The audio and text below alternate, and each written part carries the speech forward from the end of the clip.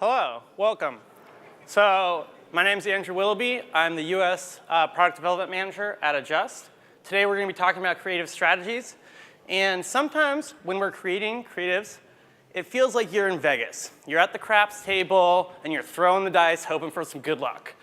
Well, today we're bringing in an expert to make that a little bit less guesswork for us. So with that said, I'd like to welcome Tom Bates, Snapchat's lead creative strategist for direct response marketing. Thanks, Andrew. Thank you.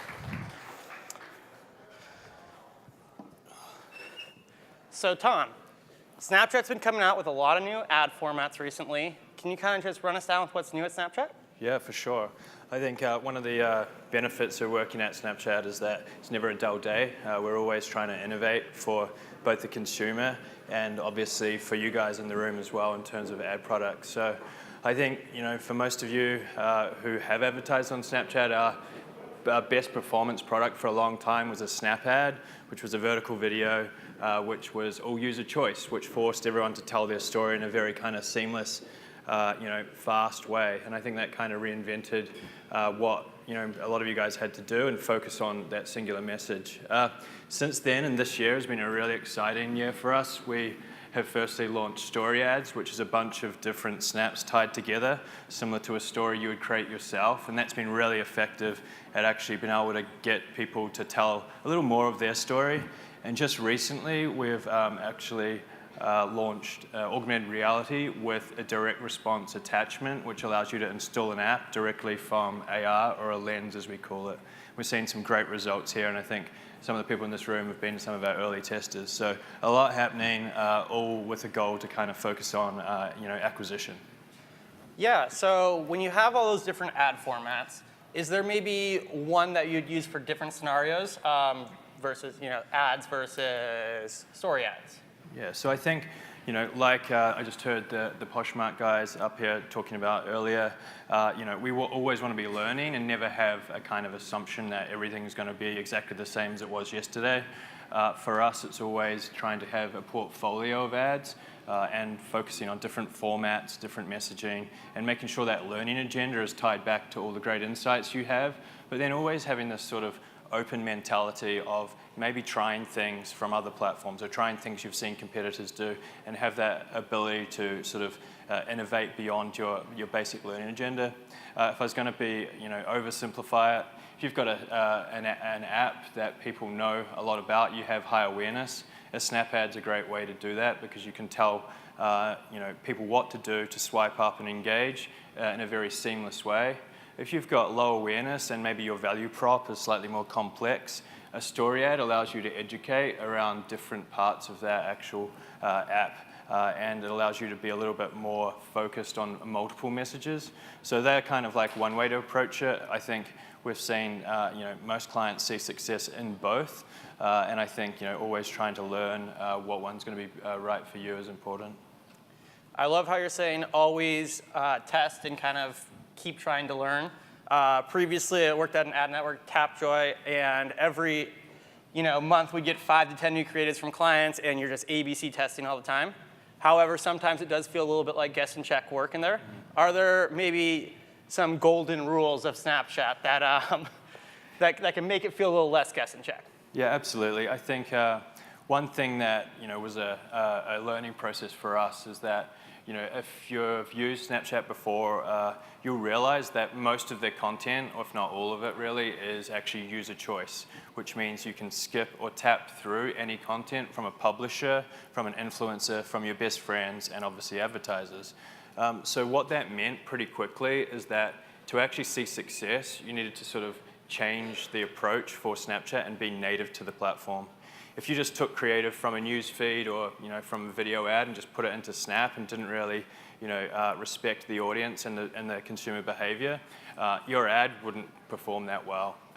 So being user choice, we had to take a lot of that key messaging up front. So the first 2 seconds, I think there's about 65% of all brand impact on mobile, and on our platform in particular, happens in that first 2 seconds. So having your logo, having your value prop, probably being visual, being an app to let people know what it is that you have to offer, and lastly, a call to action. That's the first golden rule, is to be very simple and be front-loaded in that messaging. The second thing for our platform, which I think is different, and I think all the growth in mobile is coming from video, from what I've seen lately. And video really requires audio, right? Because you don't watch video without audio, at least on Snapchat you don't. There's sort of 65% plus of Snapchatters have audio on all the time. So often we're finding people bring across a static creative that works really well on another platform, and all of a sudden it feels very flat. It doesn't feel fit for purpose, and people just skip through because it doesn't feel very compelling. So I think front-loading messaging and making it feel rich and inspiring and engaging through audio are two really easy things to focus on to have success. So one thing I love about Snapchat is it is a full screen immersion where you can really engage in this unique ad inventory. Yeah. But it is sometimes a catch-22. Because it's a unique inventory, developing these creatives for Snapchat can be kind of expensive or time consuming for creative teams. How do you deal with this and present the pros and cons to your client base? Totally. I think that was been one of our biggest challenges as an organization, is to make your job easy to actually create creative that is easy to produce, that will work. So there are a couple of things that we've done in that environment, I think. Firstly, on the product end, we've built things like Snap Publisher, which if you haven't seen, you can take a link from your website or any video, and it can directly, in the software, cut it into a vertical video in like seconds, and trying to just remove that friction. And this has been really popular with people that are like, we don't have a big creative team, we definitely don't want to brief them yet, we don't know your platform's tried and tested yet, so trying to give you guys tools to make your job easier with software is one approach, and really happy with the uptake. The second thing I think is to build a templated approach, right? Work out what your key message is, what's your key imagery, and then you can rotate out things really quickly rather than going back to the drawing board every time you need new creative. We all know as a creative process that takes longer. You might have to bring in multiple stakeholders for approvals, production times. If you've got a template and you're just tweaking little things and optimizing, it becomes a lot easier every day to actually have new creative that's fresh, continuing your learnings, but also testing and pushing the boundaries a little as well. So diving a little bit deeper into that creative template, are you suggesting they kind of create this storyboard that they can then use for Facebook, 30-second ad network, Snapchat, and then cut it all to different pieces? Yeah, so I'm going to use the Poshmark example since that's topical. The creative they do on our platform is really exceptional in the sense they always have their logo there. They have a really strong offer, and they have messaging that relates to what you're going to get when you get down the app. And then they rotate in all the great products that are available and make them hyper-relevant to both location and also the demographic, whether it's sneakers or handbags or dresses or whatever it is. So that template of all their key messaging doesn't change, but the relevancy of the product does. And that makes them being able to scale creative across multiple audiences and test and learn, and it's a really impressive approach. It's a little harder with games because you're looking at sort of your core capabilities, but different gameplay would be a good thing to test amongst your logo and call to action as well. Awesome. So when you are talking about gaming, I mean, you're always trying to drive a lower CPI, right? Yeah. What are some kind of learnings you've had on Snapchat where is it hyper-targeting? Can you just speak a little bit about how to lower that CPI? Yeah, absolutely. So I think on Snapchat, there's probably three key levers. One of them is creative, which we've just talked about. The other two is kind of bid model, and also we look at targeting. And I think bid model for us is getting more sophisticated by the day. Our product team's doing such an amazing job of trying to get to parity with everyone else in the market. So you can bid on things like swipes, which is obviously a very high intent action. You can also bid on conversion down funnel, which many people in this room, if you're on Snapchat, are probably focusing on. But targeting is interesting, right? We don't necessarily have the same signals as other platforms. We definitely don't share as much data as some other platforms. So we have Snapchat lifestyle categories, which are 450 different targeting segments, and they've kind of built up and are very much interest-based. With that, we then have the best location data in the market. When you think about how people use Snapchat, they're actually using location data everywhere because they want filters, they want surprise and delight, they want those contextual moments to share on their snaps. So if you can think about kind of interest and location, that's kind of where our point of differentiation would be. And I'd say starting broad is a great way to do that. And then looking at our delivery insights, where you can actually see who, by demographic, by interest, what people are actually resonating with your ads, and you can build your next round of a creative for those segments. So one thing you mentioned there was the swipe to engagement, and being able to bid on that. Yeah. Are there examples or maybe different verticals that would see success with a swipe to engagement versus a different one, such as? Yeah, so for those of you that are familiar, on Snapchat, to take any action is swipe. That'll go straight into the App Store. This is sort of a very new user behavior, and I think we've learned that that's how people on Snapchat engage. And before you could swipe to do an ad, you swipe to chat to a friend. So all of our products, whether it is a swipe or many of the other things that you can do, are actually organic learned behaviors that we then roll out to advertisers when we know a lot about them. So I think what we have now coming up, and these are just sort of in beta, is that we have a number of other products which are all kind of interactive and built for mobile. Like right now, the swipe is an engagement, but we're going to have what we call an interaction zone across the bottom where you can tap on certain things, could deep link you into a part of an app. And that's the kind of bottom 20 or 30% of the app. And we're testing and learning with all of these things. We know that people want to tap and swipe. We know that people don't want to type. They definitely don't want to search and pinch and scroll.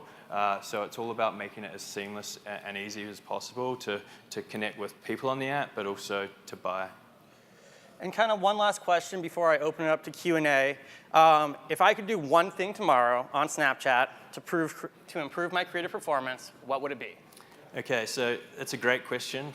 There's a few things I think that you should focus on, but if there was one, if you have creative and it's up to 10 seconds, I would get it into a video file. I would then cut it to the first 2 seconds and then play it for someone and see if they know who's it for and what they should do with the ad. And if they can't tell you, that creative is not going to perform, because if you think about the way that people use the platform, they see content and they make up their mind if it's something they want to engage with or skip through very quickly. And I tell you what, when I've seen creative on the platform that comes across that was a 10-second cut with an end card versus creative that is designed for Snapchat, it's just the opposite ends of the spectrum in terms of performance. And it's not until you kind of feel and do that you actually realize how dramatic of a difference it is. And people don't even know sometimes that's their creative that we're showing, because the first 2 seconds often goes very fast without any messaging. Awesome. Well, I'd like to open it up to any questions from the audience at this point. We don't have any questions for Snapchat or a creative audience. Oh, okay, sorry back there. Hi, I know Snapchat sometimes can be heavily indexed towards swipe up rate, and one single creative can get a lot of impression. Yes. So do you have any recommendations on how to leverage Snapchat platform to do creative testing? Yeah, so I think one thing it's a great question for those who didn't hear it, was around testing and how we can ensure that media spend gets allocated across multiple creatives. So I think, one thing that we're trying to build out, and I know that there's a lot of focus going on, is how we can do more true A/B testing, which is obviously what everyone wants. I think one thing that we would probably recommend, and it's definitely not my cup of tea in terms of being the expert, but building out different ad sets as well, and making sure that everything kind of has a very kind of clear swim lane.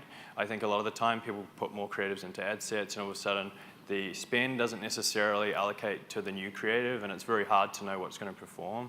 But I can definitely follow up and give you a playbook on that. I think making sure that everything's kind of given its own sort of weight and swim lane is a great way to do that. Thank you, Tom. Great question.